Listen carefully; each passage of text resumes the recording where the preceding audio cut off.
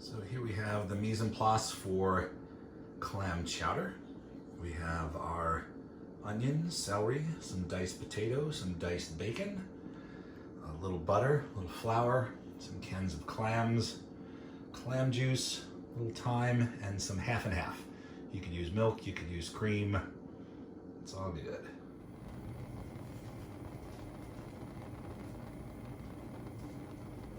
So our first step for making our clam chowder, if we're going to be building this based on a roux, what we need to do is melt some butter. While we're melting the butter, we're also going to get a little bit of fat, a little bit of flavor for some bacon. I want this to melt gently. We don't want to get a lot of color on the bacon. Just want to extract some of the smoky flavors. If you don't eat pork, you don't need the bacon. It's completely okay. Maybe add in an extra tablespoon of butter since you're going to miss some of the fat that the bacon contributes.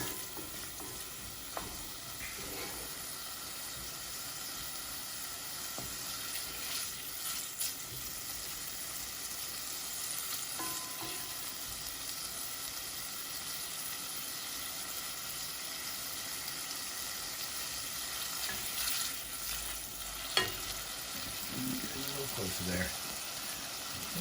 There we go. While it's rendering the fat, we're also going to add in our aromatics, which in this case are onions and celery. So while the fat is coming out of the bacon and the butter is melting, we're also sweating the onions and the celery to get some of their water out. Concentrates the flavor. I'm not really worried about there being color. Actually, we don't want color, because if we want color, then we're not going to have a nice white New England clam chowder. More like dirty snow, like a New York City clam chowder. It's funny if you lived in New York City. I'm just going to let those gently simmer for a couple minutes. So once it has reached a point where it's kind of starting to sound like it's frying because a lot of the liquid has evaporated, you hear that noise? That's the sound of frying. So now we're cooking in the fat, and I want to stop that because I don't want it to get too brown. So now I'm going to add in my flour, and this is basically creating the roux that we talked about in class. It just happens to be a roux with stuff in it.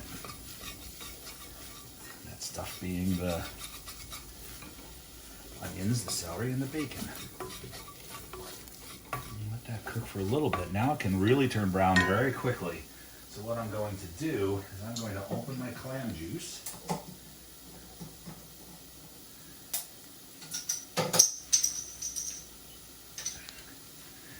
I'm going to add a little clam juice in and stir it. See how it gets nice and thick really quickly?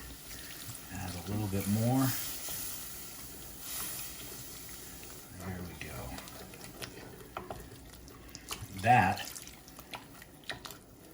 is what would be called a velouté, which is butter and flour, and the stock being the seafood stock, the clam juice. If this was milk, that would be a bechamel. So this is kind of an interesting one because we're making a velouté, but then we're going to add in some dairy. So it's kind of a beautiful combination of both. And while that thickens up, I'm going to put in a nice little pinch of salt. Put a nice little grinding of pepper. I'm going to put a nice little pinch of dried thyme. See how nice and thick that gets, and it happens really quickly. It's smooth, it smells so good. Perfect on a nice rainy day. And then to that, I'm going to add my milk, or my half and half, which I believe says a cup.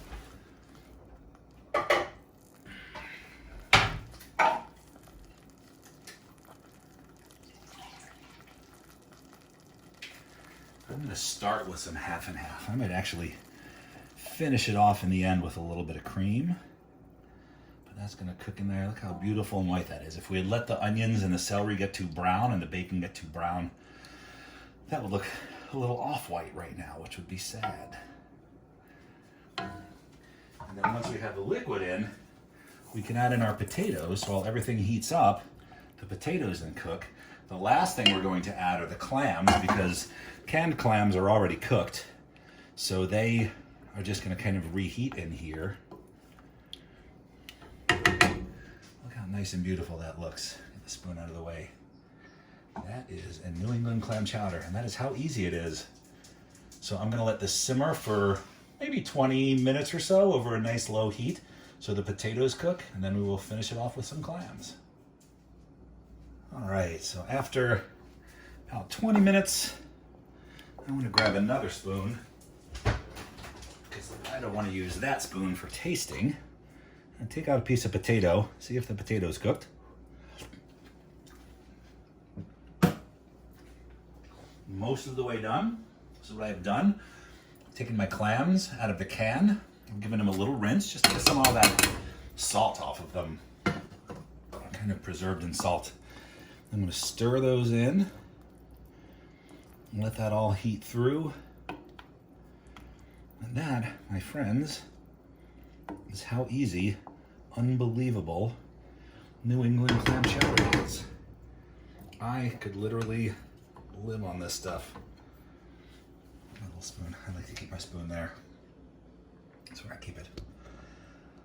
So I'll let this cook through. I'll let the potatoes finish, maybe another 10-15 minutes.